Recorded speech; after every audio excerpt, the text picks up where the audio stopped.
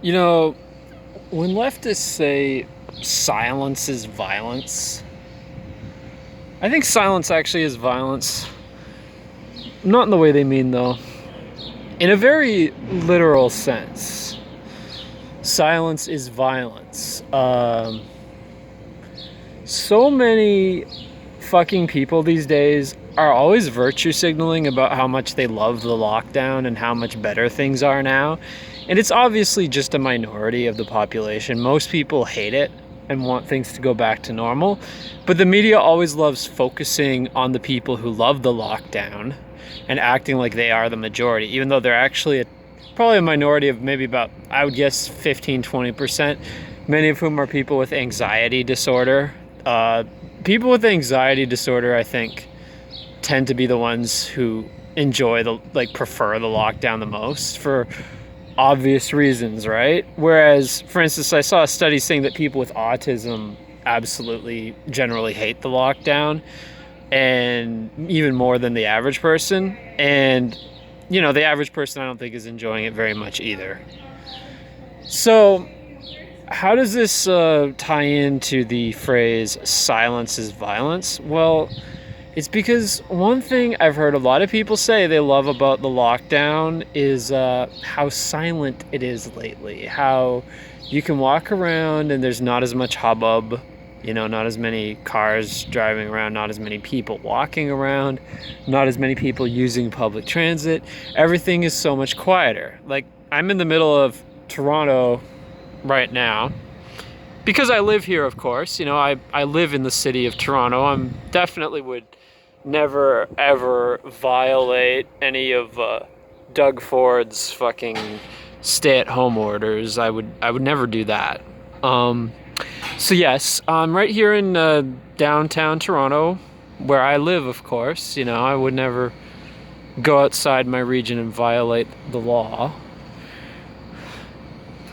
But yeah, it's pretty quiet.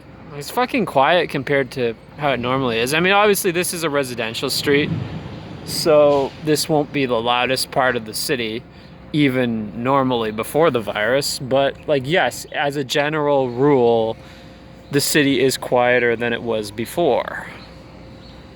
And a lot of people, they talk about how they like that. Here's the problem with that. That silence is deadly. Because that silence is what's bankrupting businesses. It's bankrupting restaurants, small businesses of every sort, because they're not getting customers. It's bankrupting the tourist industry.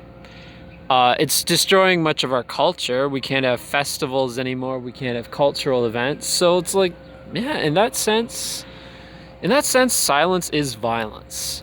Because that silence that these people adore so much, in particular these introverts and anxiety-prone people who actually enjoy the lockdown, that silence actually is doing violence against our culture, against small businesses, against the economy.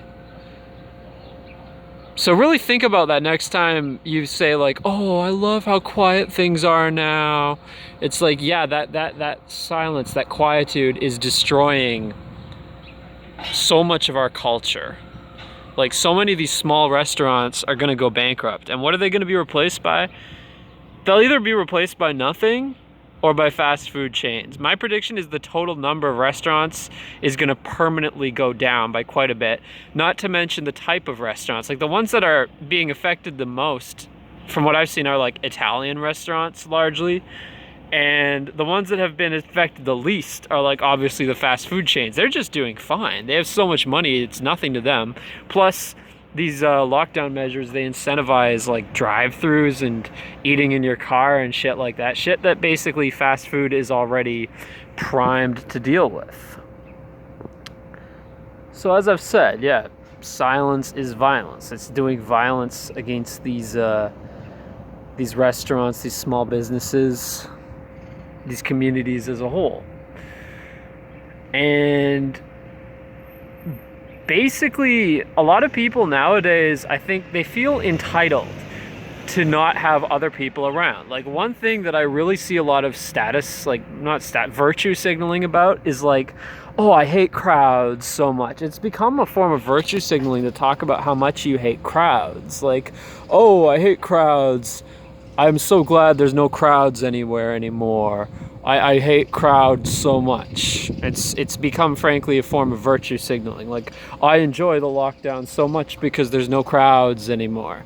And to me, it's just a really sick form of entitlement. It's like you feel entitled to go everywhere and to be the only person there. It's like, yeah, well, you may enjoy it, but these fucking small businesses are not enjoying it. And frankly, it's contributing very negatively toward the general sense of just livelihood. Like the city doesn't feel alive in the same way it used to. And I'm sure other cities like, you know, Rome or Paris or Vienna probably don't feel alive like they used to either. And I mean, who even knows what's gonna happen? Like, again, I'm not saying that overcrowding in cities is a good thing. Like, I do not support overdevelopment and building condos everywhere. That shit is often very destructive toward heritage buildings, not to mention it makes the cities unaffordable. But what I'm saying is this opposite extreme is not a good thing either. This idea of like shutting everything down and turning the cities into basically ghost towns. I mean, it's not quite a ghost town right now, but there have been times during the pandemic where it was because of these lockdown policies. And many cities are much worse, I think, than in Toronto. Like, some of these cities were struggling to begin with, like cities like Baltimore or Detroit that were like already struggling to revitalize their downtown areas. It's like, yeah, good luck now. Not to mention, I mean, obviously the riots and the whole defund the police thing are not going to help in that regard. But I mean, it's that too. It's a combination of all these factors at once are just gutting the cities in many ways and ruining them. I mean,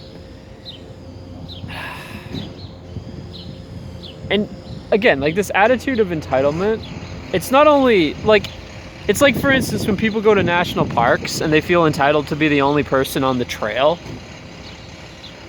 It's just, I've seen this trend more and more ever since the lockdown began. Holy shit. Got him! Yeah, you scared me all right. Yeah, I've seen this trend ever since the lockdown began of people feeling entitled to sort of be the only person nearby. Like this, oh, I hate crowds. Oh, I don't want anyone near me. How dare you get in my personal space? And it's like, fuck you, we live in a society. And again, I'm not saying it should be like that dude who just walked up by me and yelled at me because he thought it was fucking funny or whatever. And yes, he was a vibrant, if you guys didn't realize. But at the same time, I mean, I don't know. I just don't know what's gonna happen. I fear we're heading toward a suburban planet. I'll talk about that more later.